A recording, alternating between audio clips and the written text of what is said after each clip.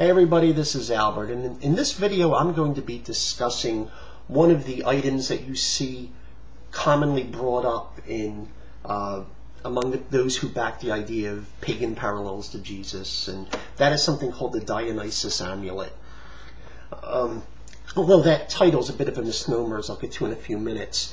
It first appeared in this book, which was by two people backing the pagan parallel thesis, Timothy Frake and Peter Gandy. At least I should say it first appeared in recent times in this book, called The Jesus Mysteries. It appears on the cover there, and it has since been featured in Zeitgeist. If you remember when they're talking about Dionysus, they show this as the background picture, and then also it's shown in the God Who Wasn't There, because you have this picture of Jesus on the cross, and then it morphs into this picture of the pagan deity on the cross. Now, Frake and Gandy refer to it as Dionysus because it does have the word the name Bacchus in there, but it's Orpheus Bacchus, and Orpheus was actually someone who was supposed to have brought the mysteries of Dionysus, the one who originated the mysteries of Dionysus. He was not actually Dionysus.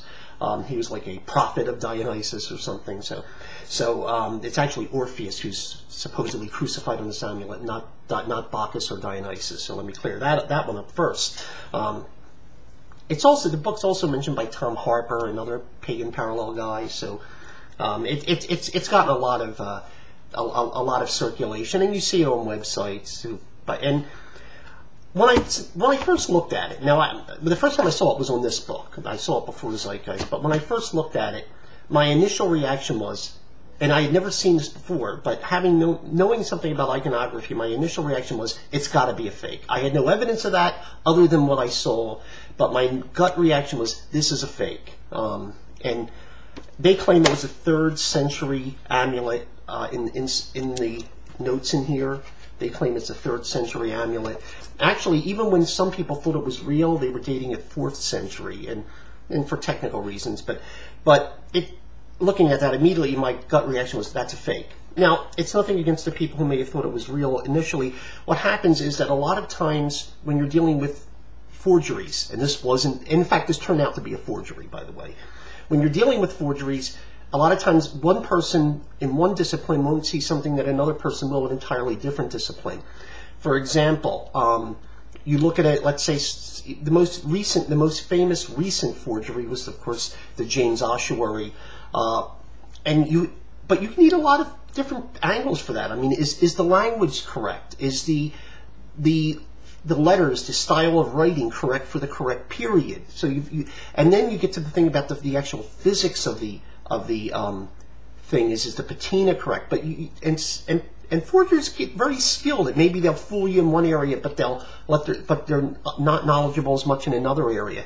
Well, this particular item, and let me just, if you can see this, it looks rather much like a picture of a crucifixion, supposedly of Orpheus. Okay, and it's very much in the typical style that you see Jesus on the cross. And I'm sure, and if you watch Zeitgeist, you'll see. Now, it also made me a little suspicious when I saw Zeitgeist, because if you look at the section when they do Dionysus, and they obviously had this in the background of Dionysus, they have that picture there, but they never actually list crucifixion as one of the things Dionysus supposedly had in common with Jesus, which kind of made me wonder, but that could have just been a slip. However, there's something that just sticks out on this, and it turns out that's one of the reasons it was rejected, is that style of where you have Jesus with the hands, first of all, the nails through the hands, and the type of cross used, and the knees bent, which is very much like the pictures of Jesus you've seen probably all your life, on the cross. It's very much it's what they call the Latin cross, is not the way people were crucified. It's not the way people would have been pictured. In fact, that picture with the bent knees doesn't show up until 10th, 11th century. But whoever did this forgery obviously wasn't aware of that early pictures of Jesus being crucified, the arms are completely straight, the legs are completely straight, there was no bent knee. That was all done for dramatic effect in medieval iconography in the West, not even in the East. So all of this is just a projection of later pictures of Jesus upon this amulet that's a forgery. It was also in a collection of other things that turned out to be forgeries as well. When someone pointed this out, it was taken, and everyone sort of agreed at that point, yeah, this is a forgery. It was taken off display. This was prior to World War II. Unfortunately, we do not have the amulet anymore to do better tests, modern tests, because the museum it was in was destroyed during the bomb. It was in Germany. It was destroyed during the bombing in World War II. The amulet may exist in a basement somewhere. I don't know. There's no evidence it does at the moment, but who knows? But basically, it's a forgery. Everyone knows it's a forgery. And in fact, the book that freaking Gandhi took it from says it's a forgery, which makes you wonder. Of course, their excuse was, well, we didn't exactly say it was real. Yeah, right. But you put it on the cover of your book.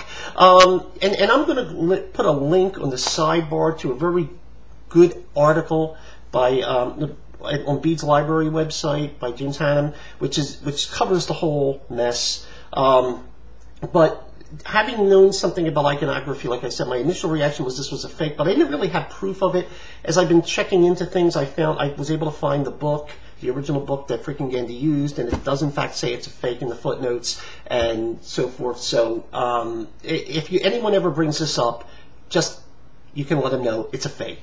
Thank you very much for your time.